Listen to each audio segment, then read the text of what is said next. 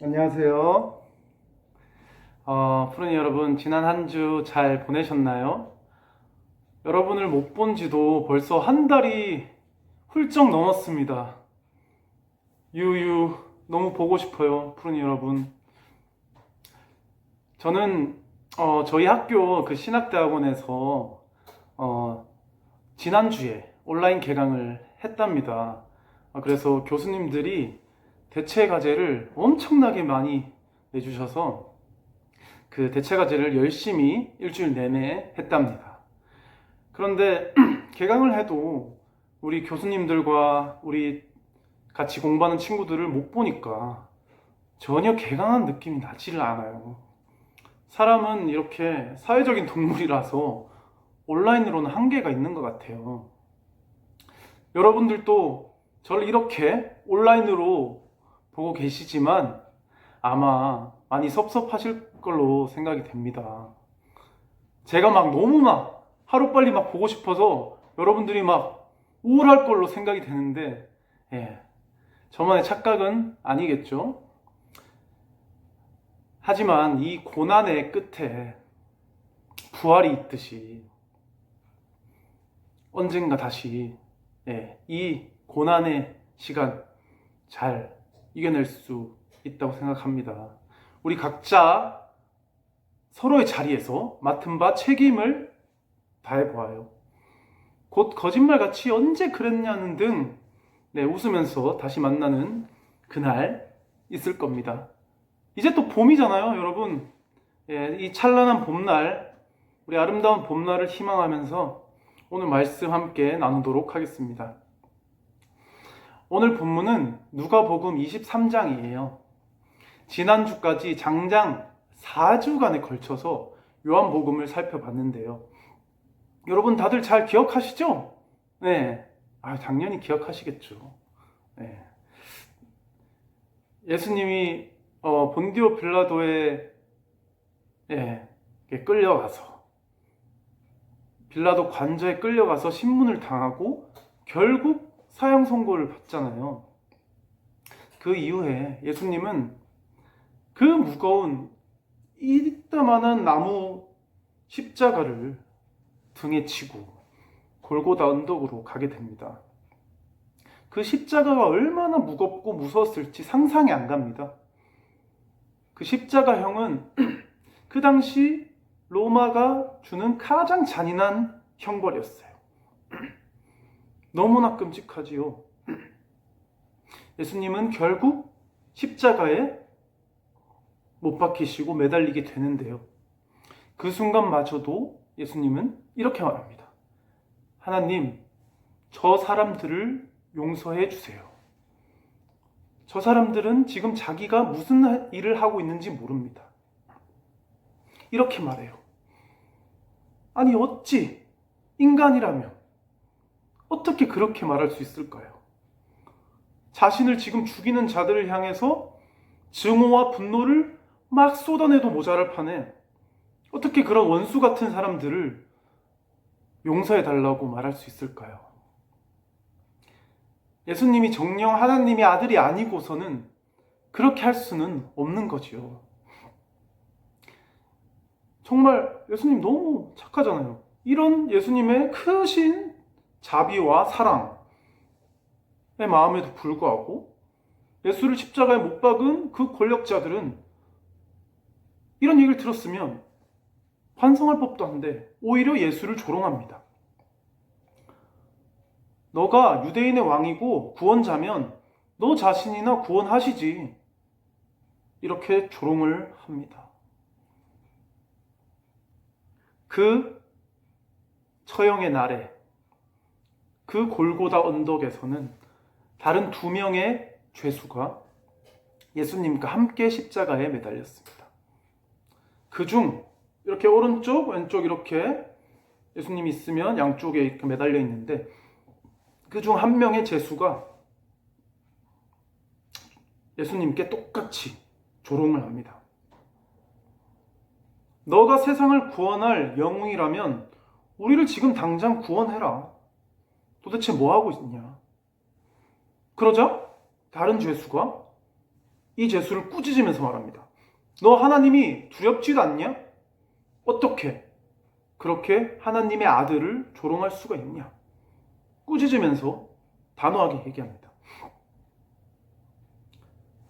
그렇게 단호하게 얘기한 그 사람은 십자가에 매달려서 그 처절하게 고통받는 그 순간, 죽음이 바로 내 앞에 다가온 그 순간에 예수님을 변호하면서 지난날 자신이 저질렀던 잘못과 죄를 돌아보고 반성합니다. 그리고 예수님께 말하죠. 주님의 나라에 예수님께서 들어가시면 저를 꼭 기억해 주세요. 라고 간청을 합니다. 이처럼 죽음의 순간에 이 두 명은 전혀 다른 반응을 보였어요. 한 명은 죽음이 두려웠기 때문에 막말을 쏟아내면서 예수님에게 자신의 증오와 분노를 다 쏟아냈어요. 그 인간적인 심정 이해는 해요. 그 얼마나 무서웠을까요? 아프고 고통스럽고. 그러나 반대로 다른 한 사람은 담담하게 자신의 지난 날을 돌아보고 반성하고 회개를 합니다. 그리고 죽음 이후에 새로운 날들을 위해서 기도하는 것입니다. 새로운 곳에서는 나를 꼭 기억해 주세요. 꼭 기억해 주세요. 푸른 여러분, 네, 온라인이지만 질문을 한번 해볼게요. 푸른 여러분은 혹시 죽음이라는 것을 생각해 보셨나요? 혹시 상상해 보셨나요? 사실 저도 푸른 여러분처럼 10대 때 죽음이라는 것을 한번 떠올려 봤었어요. 근데 너무나 무섭더라고요. 아니, 생각도 하기 싫었어요. 그러니까 나이가 17살이니까 우리가 평균 수명이 80인데 우리가 죽을 때쯤이면 평균 수명이 한 20년은 늘어날 테니까 한 100살까지 살겠지. 그럼 나는 17살이니까 아직 83년이나 더 살 수 있어. 이렇게 막 자기 스스로를 위로하면서 그래, 아직 83년 뒤에 일어날 일이야. 생각하지 말자. 이렇게 막 밀어놨던 생각이 듭니다. 그런데 왜냐하면 너무나 죽음은 끔찍한 일이니까 생각하고 싶지가 않아요. 하지만 우리는 비극적인 사건과 사고를 직접적으로 간접적으로 경험하면서 죽음을 직접적으로 맞이하게 됩니다. 우리가 2014년에 세월호 사건을 경험하면서 우리 또래 아이들이 죽는 걸 보면서 그것을 경험했죠. 그리고 코로나19 사태를 보면서 전 세계 사람들이 죽어가는 것을 보면서 또 죽음을 경험하고 있죠. 그리고 때때로 내가 좋아하는 가수나 배우, 정치인들의 자살 소식을 접하면서, 그리고 우리의 친구들, 우리의 형제, 우리의 지인들이 병으로 죽는 것을 보면서 우리는 죽음을 경험하게 됩니다. 그 죽음이 우리에게 가깝게 다가오게 됩니다. 그럴 때마다 우리는 두 가지의 반응을 보이게 됩니다.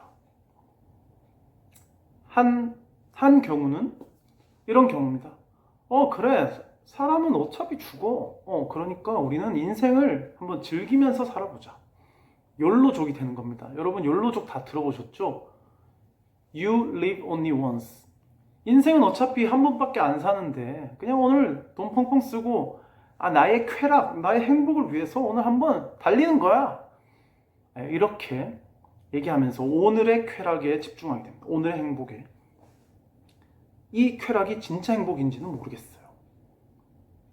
예를 들어서, 비유를 들어서 마약하는 사람들의 이야기를 전문가의 얘기로 들어보면, 마약을 했을 때는 마약 당시에는 쾌락이 이렇게 게이지가 있다고 하면 이 100% 쾌락으로 향해 간다고 해요. 그러나 마약을 하고 나서 좀 시간이 지나면 그 갈증이 너무나 심해진다고 합니다. 마치 우리가 마약의 포로가 되는 것처럼 쾌락이라는 건 그런 속성이 있습니다. 또 비유를 들어보자면 우리가 물과 콜라가 있으면 뭘 마십니까 보통? 10명 중에 9명은 콜라를 마셔요. 왜냐하면 짜릿하니까요. 하지만 우리가 콜라를 마신다고 해서 우리의 갈증은 없어지지 않아요. 하나를 마시면 더 하나를 마시고 싶고 계속 마시더라도 더 갈증이 심해집니다. 이런 것처럼 우리의 쾌락은 더 많은 쾌락을 요구합니다.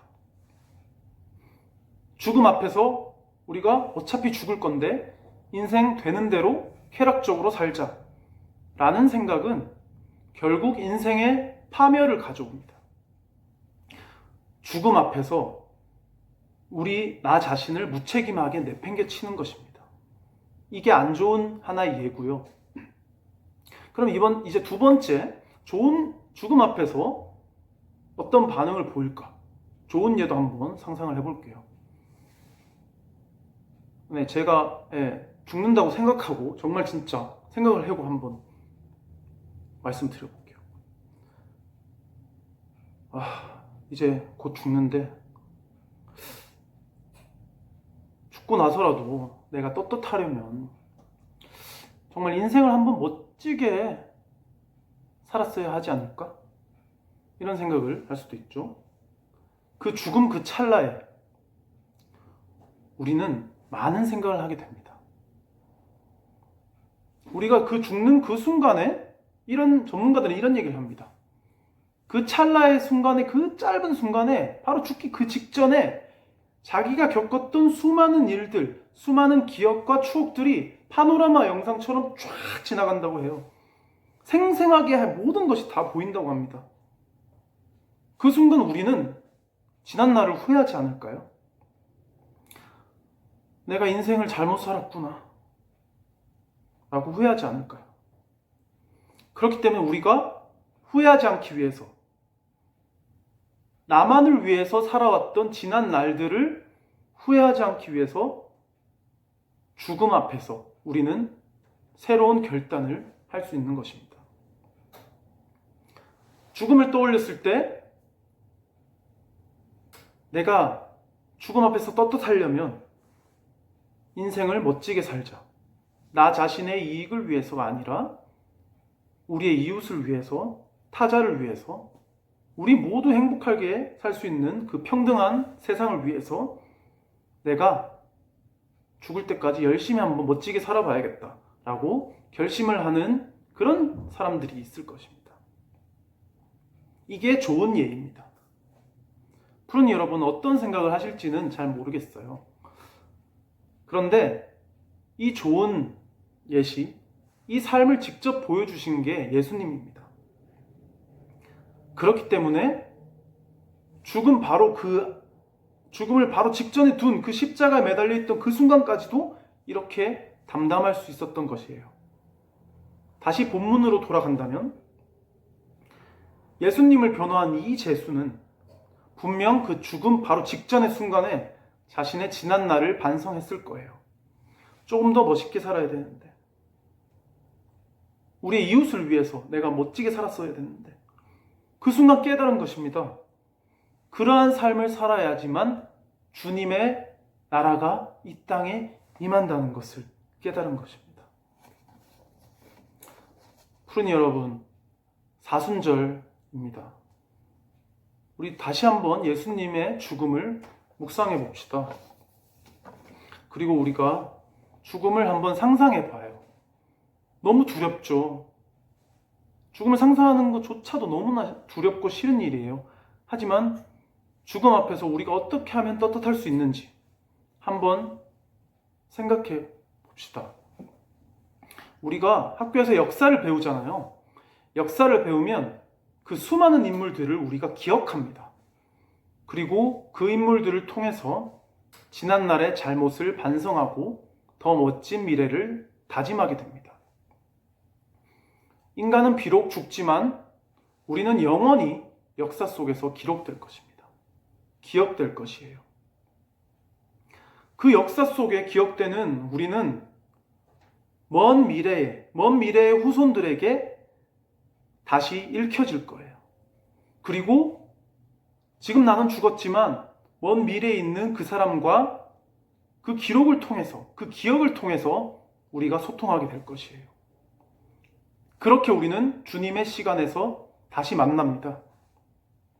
그러한 과거부터 미래까지의 그 수많은 시간들, 그 수많은 기억들이 함께 모여서 하나님 나라가 완성될 거예요.